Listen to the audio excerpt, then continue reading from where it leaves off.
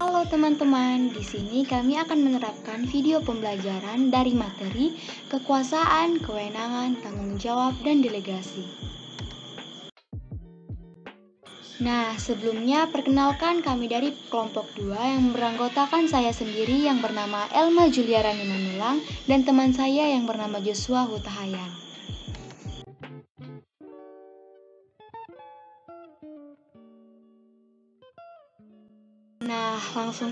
Langsung saja kita masuk ke materinya, yaitu A. Kekuasaan atau power.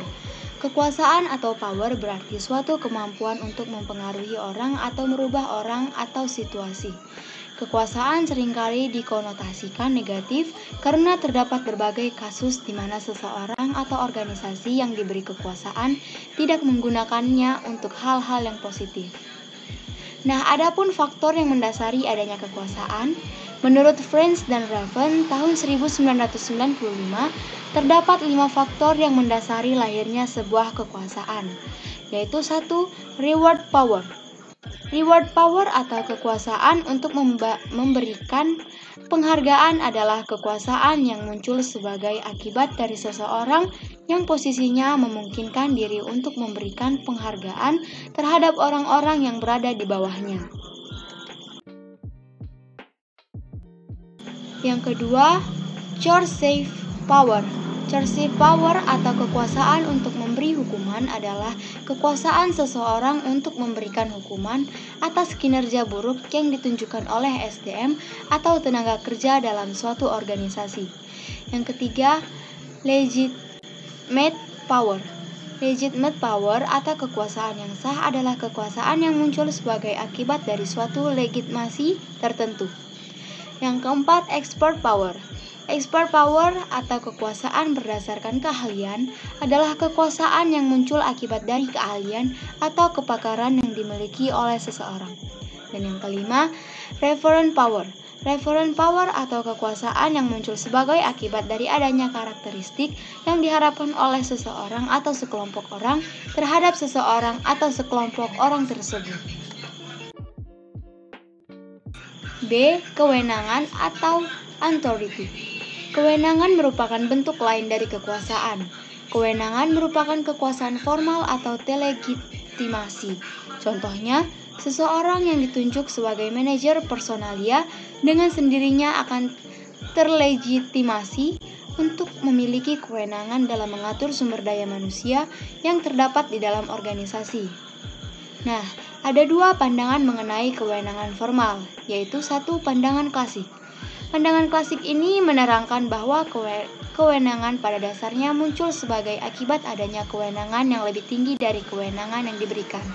Dan yang kedua, pandangan berdasarkan penerimaan. Terkadang, apa yang diperintahkan atasan tidak dijalankan oleh bawahan. Hal itu disebabkan karena apa yang dilakukan oleh atasan tidak dapat diterima oleh bawahan. Nah, adapun persyaratan sebagaimana yang dikemukakan oleh Chester Bernard terdiri dari 4, yaitu 1.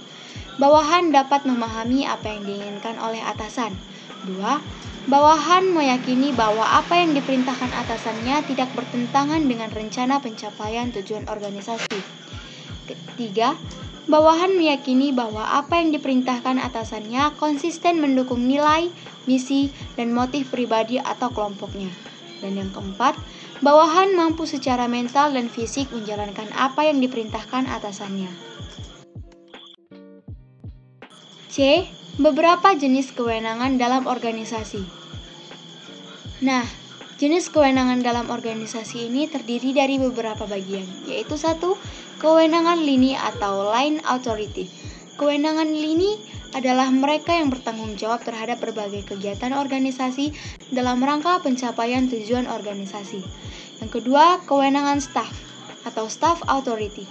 Kewenangan staff adalah mereka yang ditunjuk untuk membantu bagian-bagian dalam suatu organisasi yang memiliki kewenangan ini. Yang ketiga, kewenangan fungsional atau functional authority. Kewenangan fungsional adalah mereka yang berada dalam bagian tertentu dalam organisasi, memiliki kewenangan lini maupun staf namun juga dikarenakan tugasnya sehingga diberi kewenangan untuk melakukan kontrol atau koordinasi dengan bagian lainnya. Tanggung jawab atau responsibility. Tanggung jawab sebagai bagian dari jabatan atau tugas yang diemban ketika menduduki suatu bagian atau departemen tertentu. Setiap bagian atau departemen yang telah dibentuk serta dihubungkan melalui garis-garis kewenangan atau garis perintah memiliki suatu konsekuensi penting lainnya, yaitu tanggung jawab. Jika kewenangan merupakan kekuasaan untuk melakukan sesuatu, tanggung jawab yang akan memberikan arah untuk apa dan kemana kekuasaan itu digunakan. Tanggung jawab mengingatkan orang-orang untuk tidak hanya menggunakan kewenangan yang dimilikinya, tetapi juga melaporkan apa saja yang telah dilakukan sehubungan dengan kewenangan yang telah diberikan kepadanya. Pelimpahan wewenang dan tanggung jawab atau delegation. Pelimpahan wewenang merupakan proses pengalihan tugas kepada orang lain yang sah dan terlegitimasi dalam melakukan berbagai aktivitas untuk pencapaian tujuan organisasi. Nah, dalam pelimpahan wewenang ini terdiri dari beberapa bagian, yaitu 1. Manfaat pelimpahan wewenang. A. Subbagian atau bawahan yang dilimpahi wewenang dapat memperoleh kesempatan dan mempelajari sesuatu yang baru. B. Mendorong tercapainya keputusan yang lebih baik. C. Penyelesaian pekerjaan akan dapat dilakukan lebih cepat, sekiranya pelimpahan wewenang tersebut berjalan dengan baik dan diberikan kepada orang yang bertanggung jawab. 2. Kendala pelimpahan wewenang. A. Wewenang yang dilimpahkan kepada staf yang tidak memiliki kemampuan atau kapabilitas untuk menjalankan wewenang tersebut akan menghambat pencapaian tujuan organisasi ke arah yang lebih baik. B. Kurangnya tanggung jawab atasan terhadap apa yang harus dia lakukan. 3 kunci pokok agar pelimpahan wewenang efektif. A. Kepercayaan manajer terhadap bawahan dalam melimpahkan wewenang perlu diiringi dengan pemberian kebebasan kepada bawahan untuk menjalankan kewenangannya menurut caranya sendiri. B. Adanya komunikasi yang terbuka antara manajer dan bawahan. C. Kemampuan manajer dalam memahami tujuan organisasi, tuntutan dari setiap pekerjaan, dan kemampuan bawahannya. 4. Tindakan agar pelimpahan wewenang berjalan efektif. A. Penentuan hal-hal yang dapat didelegasikan. B. Penentuan orang yang layak menerima delegasi. C. Penyediaan sumber daya yang dibutuhkan. D. Pelimpahan tugas yang akan diberikan. Dan E. Intervensi pada saat diperlukan. F. Sentralisasi dan desentralisasi dalam pengorganisasian.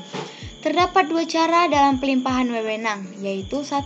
Sentralisasi, yang berarti kekuasaan dan wewenang pada hierarki atas dari suatu organisasi. Artinya, segala keputusan dan kebijakan perlu diputuskan dari hierarki yang paling tinggi, karena mereka yang berada pada hierarki paling tinggi yang bertanggung jawab terhadap tercapainya tidaknya tujuan organisasi secara keseluruhan. 2. Desentralisasi adalah pelimpahan kewenangan dari hierarki yang paling tinggi kepada hierarki yang paling rendah dalam hal pengambilan keputusan dan penentuan terkait bagaimana kegiatan akan dijalankan. Nah, adapun kelebihan pendekatan desentralisasi yaitu A. Kedekatan dengan pihak sasaran. B. Pengetahuan lokal atau lapangan. C. Penerimaan dari pihak sasaran. Dan D. Keputusan yang lebih fleksibel. Nah, adapun kelebihan pendekatan sentralisasi yaitu A. Sifat keumuman dari cara pengolahan. B. Efisiensi biaya. C. Kesamaan kualitas. Dan D. Adanya kemajuan teknologi. D. Mendesain pekerjaan atau job design. Desain pekerjaan merupakan pembagian kerja yang akan dilakukan oleh organisasi kepada anggota organisasi. Stoner, Freeman, dan Gilbert pada tahun 1995 menjelaskan bahwa mendesain pekerjaan terdapat 3 pendekatan, yaitu 1. Pendekatan mekanis. Menurut pendekatan mekanis, pekerjaan dibagi berdasarkan beban pekerjaannya, apakah bersifat rutin dan tidak rutin.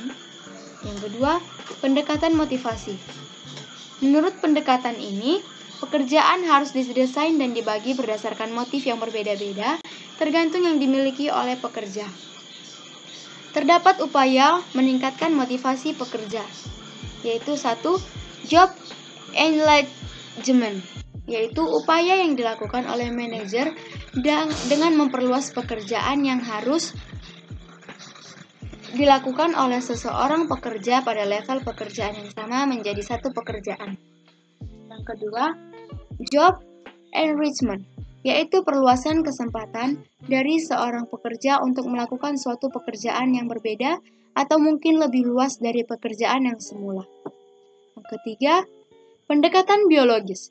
Menurut pendekatan ini, pekerjaan harus didesain untuk mempertimbangkan aspek biologi daripada tenaga kerja dalam organisasi.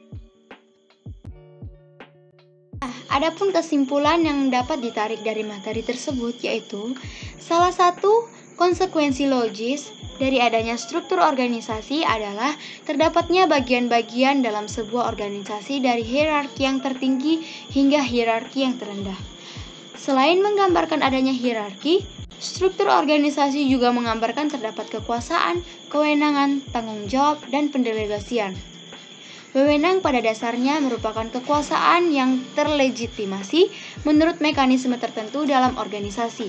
Wewenang juga terdiri dari 3 jenis, yaitu wewenang lini, staf, dan fungsional.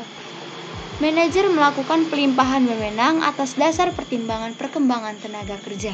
Pengalihan sebagai tanggung jawab pelaksanaan kepada hierarki yang lebih rendah atau sebagai upaya dalam perbaikan pola pengorganisasian dari sentralisasi sampai pada desentralisasi. Nah, demikianlah hasil video pembelajaran kami. Jika ada kesalahan, kami mohon maaf. Sekian dan terima kasih.